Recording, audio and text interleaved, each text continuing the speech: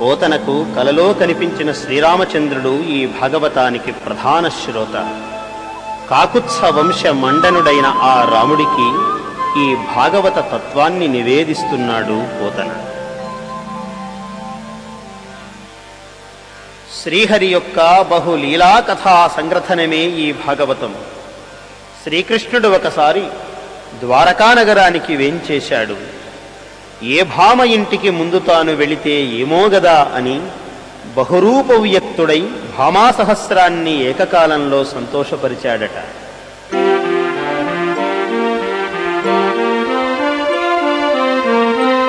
ఒక భామా భవనం గుమున్నుసర వేరొక్కర్తులోన్ కుందునో సుకరాలాపములాడదో సొలయునో సుప్రీతిని క్షింపదో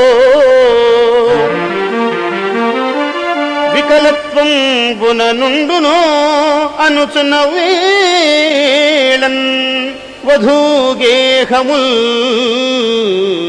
ప్రకటాశ్చర్య విభూతి దుచ్చే బహురూపవ్యక్తుడై భార్గవా.